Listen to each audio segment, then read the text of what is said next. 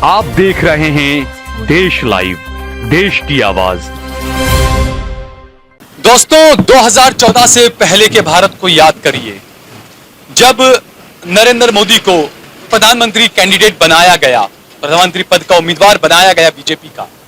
उस वक्त वो जगह जगह जाया करते थे, उत्तर प्रदेश और बिहार के लिए बोला करते थे कि यहाँ पर किस तरीके का राज है, गुंडा राज है, मर्डर होते हैं, हत्याएं होती है, रेप होते हैं, ये तमाम चीजें। उसके बाद कुछ महीने पहले अमित शाह का बयान आया कि अब देखिए उत्तर प्रदेश में एक लड़की पूरे सोने के गहने पहनकर भी रात को 1 बजे बाहर निकल सकती है ना। ये बयान आपने देखा था।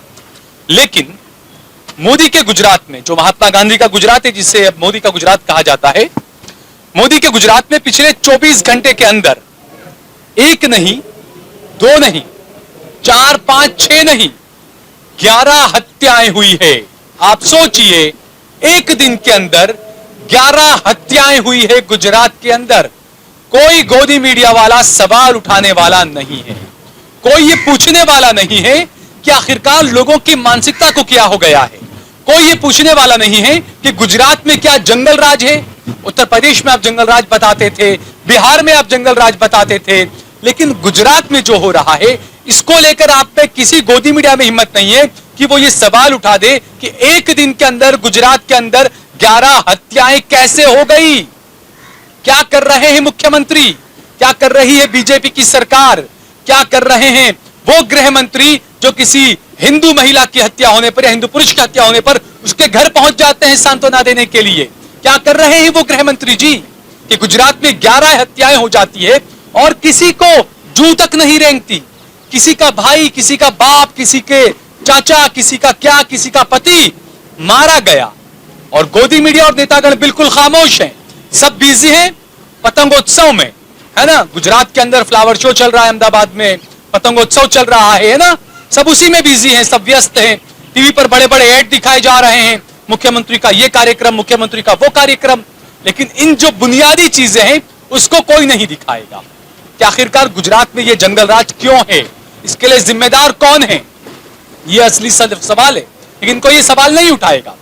और दूसरा कि आखिरकार ऐसा तो क्या होने लगा कि गुजरात के अंदर ये हुआ, अहमदाबाद में बापू नगर की शायद बात है, ये जो 11 जो हत्याएं हुई है, सिर्फ एक ये था कि 2 लोग कोई जा रहे थे अपने घर पर या कहीं पर, बीच में कोई इंसान उनसे टकरा गया, कोई व्यक्ति, बस छोटी सी बात को टकराने को लेकर झगड़ा हुआ और उसने अपने जेब से या अपनी पटलून से या बैल से कहीं से भी चाकू निकालकर फौरन हमला कर दिया, उसकी हत्या कर दी।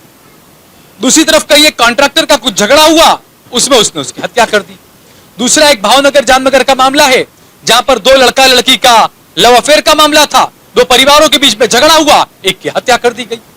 तो ये देश में किस तरीके का माहौल बनाया जा रहा है, ये नफरतें देश में कहां से आ रही है। मैं हमेशा ये बात कहता हूं कि देखिए, जो टेलीविजन के माध्यम से जो दिखाया जा रहा है, सोशल मीडिया के माध्यम से जो नफरतें पैदा की जा रही है, धीरे धीरे जब दिमाग के अंदर जब ये नफरत का गुबार बनता है और जब ऐसे गुबार फूटते हैं, तभी गुजरात दंगों जैसे दंगे होते हैं, तभी मुजफ्फरनगर जैसे दंगे होते हैं। और इसके लिए सीधे तौर पर सरकार जिम्मेदार है, क्योंकि इन तमाम चीजों पर लगाम लगाना सरकार का काम है। और क्या हमारा खुफिया तंत्र भी इतना ज्यादा बिल्कुल वो क्या कहते हैं, बिल्कुल बकवास हो चुका है कि उसको भी कुछ नजर नहीं आ रहा कि सोशल मीडिया पे क्या चीजें चल रही है, कैसी चीजें चल रही है, लोगों के अंदर ये आक्रामकताएं जो आ रही है, जो अग्रेशन आ रहा है, ये कहां से आ रहा है, इसका जिम्मेदार कौन है। अगर देश को बचाना है तो इन चीजों पर गौर करना होगा कि अचानक छोटी सी बात को लेकर कोई इतना ज्यादा अग्रेसिव क्यों हो जाता है। पहले यह कहा जाता था, जो हिंदू मेरे भाई हैं जिनके दिमाग में भक्तों ने बात डाल दी कि नॉनवेज खाने से अग्रेशन ज्यादा होता है, लेकिन मैंने कई ऐसे हत्यारे देखे जिन्होंने कभी नॉनवेज को हाथ तक नहीं लगाया था, उनके लिए क्या कहेंगे आप। तो ये जो नफरत की खेती की जा रही है, जिससे लोगों का अग्रेशन बहुत ज्यादा बढ़ रहा है, ये एक जिम्मेदारी उसमें एक सबसे एक उसकी वजह है। दूसरी एक और वजह यह है कि हमने देखा था कि पिछले दिनों एक रिपोर्ट आई थी जिसमें हैप्पीनेस इंडेक्स जो होता है कि यहां की जनता कितनी खुश है, उसमें भारत काफी पीछे है। जब इंसान खुश नहीं होता, जब इंसान अपने एक ईश्वर से दूर रहता है, तो उसको जो दिल में सुकून होता है वो नहीं रहता है। वो हमेशा वो कहते हैं ना, बावला बन के घूमता रहता है, इधर उधर घूमता रहता है बावला बनकर, है ना। तो ये जो चीजें उससे कनेक्टेड है कि इंसान की जिंदगी के अंदर वो हैप्पीनेस नहीं है और इसी वजह से वो छोटी सी चीज को लेकर भी बहुत ज्यादा अग्रेशन में आ जाता है, बहुत ज्यादा गुस्से में आ जाता है। तो इसके लिए भी जिम्मेदार कौन है? अगर भारत की जनता खुश नहीं है तो क्या प्रधानमंत्री मोदी उसके लिए जिम्मेदार नहीं है? क्या उनकी सरकार इसके लिए जिम्मेदार नहीं है? आप रोजगार नहीं देंगे, आप महंगाई बढ़ाएंगे, आप ऐसे नफरत फैलाने वाले टेलीविजन पर आप ब्रेक नहीं लगाएंगे। आपके पार्टी के प्रवक्ता कहते हैं, साध्वी है जो प्रज्ञा, वो कहती है हिंदुओं अपने घरों की छुरियां तेज कर लो। तो इस तरह के जो बयान और तमाम चीजें, आप आखिर किस तरह का समाज का निर्माण कर रहे हैं, किस तरह का समाज आप बना रहे हैं, यह बड़ा सवाल उठ रहा है दोस्तों।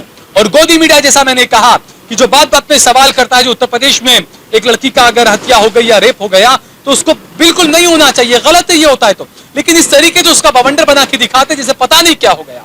अब गुजरात के अंदर आप देखिए, जैसा मैंने बताया कि एक ही दिन के अंदर 11 हत्याएं हो गई। और कहां कहां हुई हत्याएं देखिए, अहमदाबाद और जामनगर में 2 हत्याएं हुई, सूरत में 3 हत्या, जहां से गुजरात के गृह मंत्री आते हैं, सूरत से जीत कर आए हैं और वो गुजरात के गृह मंत्री बने हैं हर्ष संघवी। उनके सूरत के अंदर एक ही दिन के अंदर 3 हत्याएं होती है, लेकिन कोई बोलने वाला नहीं, कोई सवाल उठाने वाला नहीं।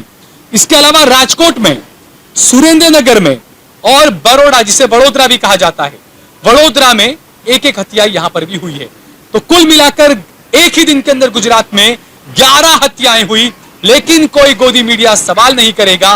और विपक्षी पार्टियां क्या कर रही है, क्यों सवाल नहीं उठाती है, यह भी बड़ा सवाल है कि आखिरकार क्या वजह है। क्योंकि कई बार यह भी होता है, जैसे राहुल गांधी मानिए पैदल अपने भारत जोड़ो यात्रा पर निकले हुए हैं, तो उन्होंने कहा कि मुझे किसी का डर नहीं लगता। साथ उन्होंने यह भी कहा कि जो डरते हैं वो आरएसएस में चले जाएं। आरएसएस के कुछ लोग हैं या जो लोग डरते हैं वो बीजेपी में चले। साफ उन्होंने कहा कि कांग्रेस में जगह नहीं है आपकी। तो ये डरने वाले लोग कौन है जो आवाज उठाना नहीं चाहते हैं, जो सरकार बीजेपी सरकार के खिलाफ और जो नेता नफरत फैलाते उनके खिलाफ अगर विपक्ष की नेता कोई आवाज नहीं उठा रहा है तो सीधे तौर पर वो डरा हुआ है। क्या उसके कोई काले कर्म है इस तरह के, वो इसलिए डरा हुआ है? क्या उसने खुद अपना ऐसा कुछ बड़ा एम्पायर ऐसा कुछ खड़ा कर दिया है, क्या इसलिए डर रहा है? क्योंकि हक के लिए वही इंसान डरता है जिसको कहीं ना कहीं अपनी काली कमाई का या कुछ ना कुछ खतरा होता है, वही डर कर ये चीजें करता है, वही डरकर खामोश रहेगा, वो हक के लिए आवाज नहीं उठाएगा। तो ये तमाम चीजें हैं, कई सवाल खड़े कर रही है। तो भारत को किस तरीके से जोड़कर रखना, किस तरीके से आपसी भाईचारा बनाकर रखना, किस तरीके से लोगों में जो अग्रेशन आ रहा है उसको किस तरीके से टैकल करना, ये तमाम चीजों को लेकर सोचना चाहिए हमें। इस वीडियो को ज्यादा से ज्यादा शेयर करें। अगर आपने हमारा चैनल देश लाइव सब्सक्राइब न किया तो हमारे चैनल को जरूर सब्सक्राइब करें और इसके अलावा ज्वाइन बटन दबाकर भी आप हमारा ज्यादा से ज्यादा सहयोग करें। आप देश लाइव के फेसबुक पेज पर, ट्विटर पर और इंस्टाग्राम पर भी हमें फॉलो कर सकते हैं। आप देख रहे हैं देश लाइव, देश की आवाज।